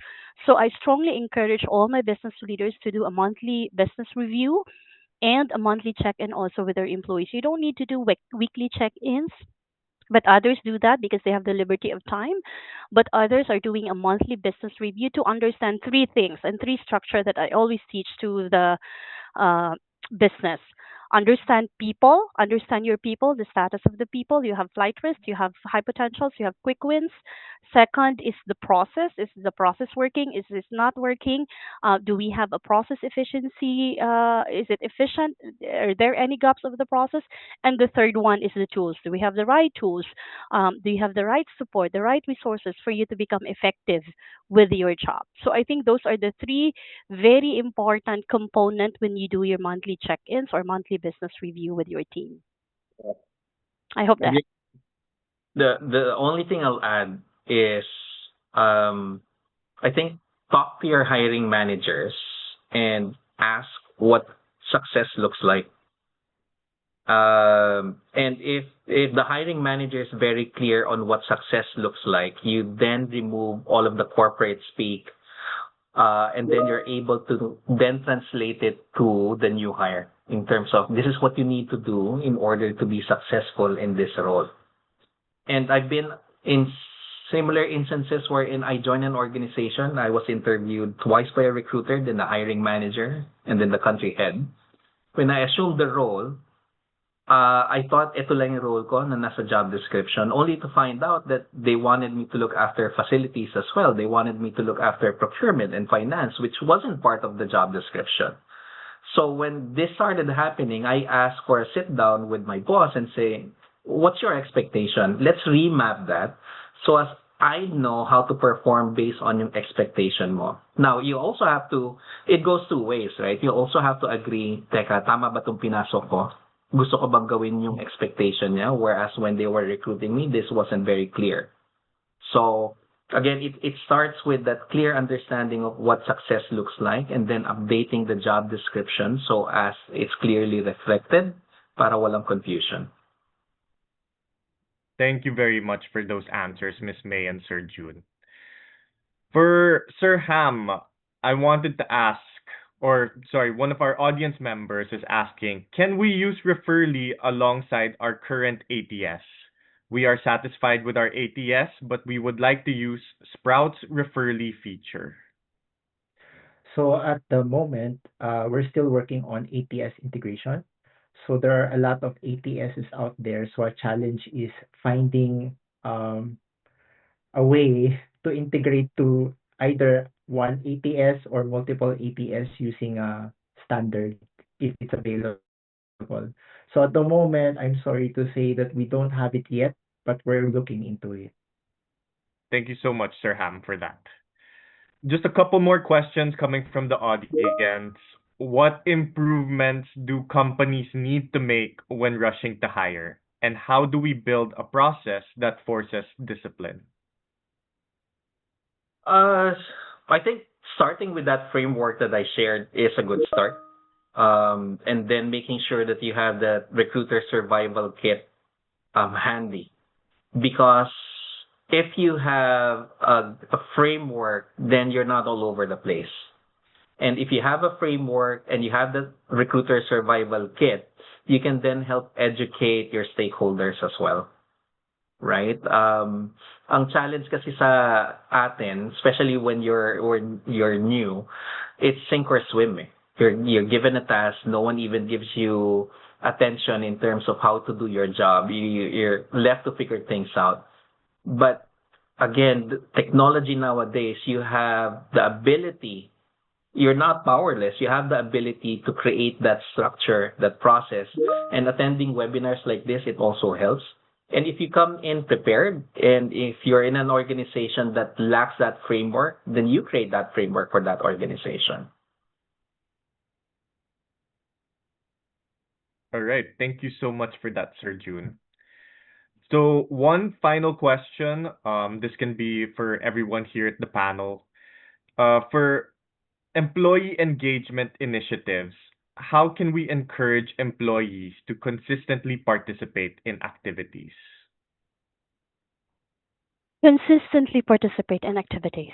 Challenge nga yun, no? Kasi yung normally if you work in a BPO company, paano yan? 8 hours kami, 8 hours kami nasa calls, tapos magpa-participate pa kami ng mga activities. Right? So it's a real challenge in a lot of the organizations, right? Because they have the deliverables. But I think we can only do so much as an HR. But I think babalik ako dun sa partnership with the leaders and understanding also the workload and distribution of the task right now because sometimes they tend that meron tayong mga important deliverables. So sometimes even in training, you can attend to training, you can attend to engagement activities, right? But we we need to re-educate the managers that engagement is also a form of motivation and it's another form of learning also with our employees, no, not just having fun. Yung sinabi ni Sir June kanina, no, na it's not about the perks. You have beautiful offices and food in the pantry, etc., but it's really like divesting some of your emotions to come and to be able to settle in other ways that you can exhaust also your analytical and problem solving skills in another activity also, or your organizational skills or your project management skills. Especially, for example, you will be tasked to assign a year-end program, for example, no, na you have to do a lot of coordination, you have to do a lot of management and communications as well, no. So re-educate also the leaders now. Okay, we understand the workload, but I think it is also important that this employee is also, if the workload is say, oh, I need 85% of productivity and also the remaining 15%, give it to the employee. I don't know, I'm just making this up, but in my current company right now, we have 85% chargeability, meaning to say that we have to charge it back to the client, and 15% is the admin work. Admin work, it talks about reporting, it talks about some other activities. So once you have that framework, I strongly suggest each of the company will adopt that kind of framework, very similar, that how much productivity are you expecting from your employees? And hindi naman pwedeng lahat na lang and they will have, wala na sila talagang gagawin, right? So that's number one. And the calendar events, planning ahead of time, preparing ahead of time, will give the managers also some leeway to distribute the work accordingly. Para ka lang nag-leave then. Now you have to inform ahead of time for the leaders so that they can readjust and re-navigate also their workforce strategy so that other folks can attend training, other folks can attend some activities and also have that always dialogue with the leaders for your employees as well. And then the marketing, calendar, shout outs. If you have a MS Teams channel or I don't know whatever channel that or Slack or whatever tools that you're doing, keep campaigning. So parang negosyo nga yung sinasabi nila, no, 'di ba? Pag gusto mo talagang bumili ang mga tao sa iyong produkto is you have to keep campaigning to make sure that they will be able to understand the value of the products that you're servicing, that the product that you are giving to your employees. I hope that helps. Yeah, agree. And then always remember, take a pulse of your employees. It doesn't necessarily mean you stick to one major event. Actually, micro engagement events are better for me, at least personally. I was surprised when I joined Quantrix. One of the micro engagement event by our recruiters was actually as a team, may team competition, and we were just playing Mario World. So, Mario World, I was surprised. So, probably kasi, alam mo naman, Tito, hindi sanay sa mga ganyan. But it was surprisingly fun, and the employees, the recruiters were very engaged. And then, we also have yung Mobile Leagues Legends na tournament within the organization. We have, you have to understand yung population mo eh. Since we have a very young population, meron kaming e-leagues tournament, meron kaming Tekken Tag, and then, yeah, and we still have those anchor events like the year-end parties, but we understand na that's not everyone's cup of tea. Not everyone enjoys going to large events. And that's just understanding your personnel, the pulse of it, and your culture. I don't mind them not attending the Christmas party, but if I still see them very much engaged within the organization, talking to our customers, dealing with our co-employees, then that for me is a win. If I may add, so I'm not really HR. I'm coming from a technology background, but let me just add that I think uh, the activity for me, I'm more encouraged to participate in an activity if I'm learning something from it. And secondly, if there's some sort of competition, like it fosters teamwork and encouraging people to work together. So those are the types of activities that I think that for me are things that I'd like to participate in. So yeah. Nice. Thank you so much, everyone, for sharing your insights on when it comes to participation, and encouraging employees to different activities. So, just a couple more questions on my end. I misspoke earlier about the last question, but the audiences, they really love this talks right now. But how can companies safely use AI-driven initial interviews, like recorded or automated screening, while staying transparent and making sure we don't accidentally filter out strong candidates due to bias, misinterpretation, or over automation? Uh, we use AI for actually for sourcing and screening, and for us, for AI to work, you still need to put recruiters in command. You still need to have human guardrails in place. Hindi pwedeng autopilot, right? Because again, at the end of the day, AI is for me augmented intelligence. It augments the intelligence and capacity of the folks it's supposed to be helping, whether it's recruiters or HR. So you still need to have that recruiter looking into the transcript, the records, validating the scores, and ensuring that it aligns with what they're looking for, whether it's screening for behavior or just quick knockout questions, just there to validate things. So, mga recruiters, if you're worried that AI is going to take your job, it's not. In fact, AI is going to make your job easier. Pero that also means you still need to upskill yourself. So you have to learn how to use AI effectively and efficiently. Yes. Yeah. Yeah, nice one. If I may, I sorry po, if I may No, add, but uh, so there is a term for it. We call it human in the loop. So whenever we have AI systems, we do not allow, full AI automation. There has to be a human element who will review the AI, because we all know that AI is still capable of hallucinations. It still makes mistakes. So the human in the loop is important for AI systems, especially at this point in time.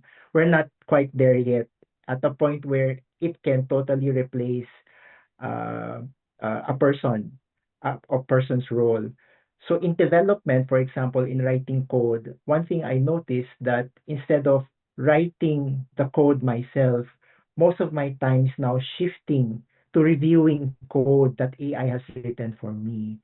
So I'm not sure what that will look like in HR, but yeah, just sharing my experience of what it's like working with AI on a daily basis. yeah, Ako naman, I think my perspective with AI is double-edged sword, I would say so. And let me explain this. AI, so tama yung sinabi ni June kanina, no, na it's not gonna take our job, obviously, no, but you have to do your part as an HR professional, as a recruiter, right? And kasi ginagamit din nila yung AI to answer questions, etc. So what's your safeguard? How do you control that? How do you make sure that you're not being um, tricked by the applicants, no? So, kaya sinasabi ko double-edged to kasi AI should supposed to, as a HR professional, help us to become more efficient and more effective from a data standpoint, from a communication standpoint, from a sourcing standpoint, it filters, etc. Those are the machines working on. But when you interview people, no, meron tayong tinatawag yung iba nag AI na. But for you to be able to have that meaningful interview process, tama yung sinabi ni Hamilton, is that there's always a human element to that. And for you to be able to gauge that, you have to probe questions. You have to ask behavioral, strongly encourage behavioral type questions and critical scenarios so that AI kasi nagugulo pa si AI niyan, hindi pa perfect si AI. So hindi ka Mhm. madadaya.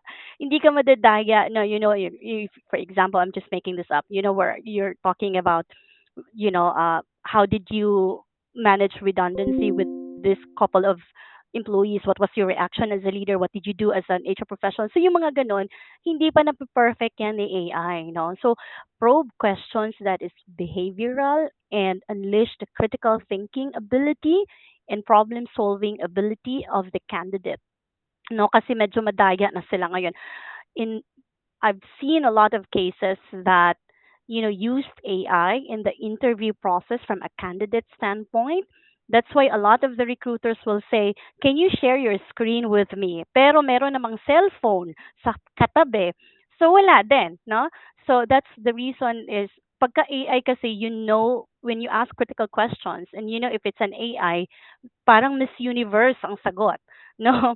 Pero you know that it's an AI driven if you ask critical questions and human related questions or scenario based questions.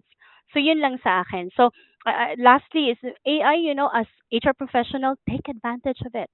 Take advantage and you will be blown away with the capability of AI in terms of efficiency, how fast you can generate the data and how you can analyze also the data, and you have to learn from it also, no, because the AI is what you input to the AI is the output.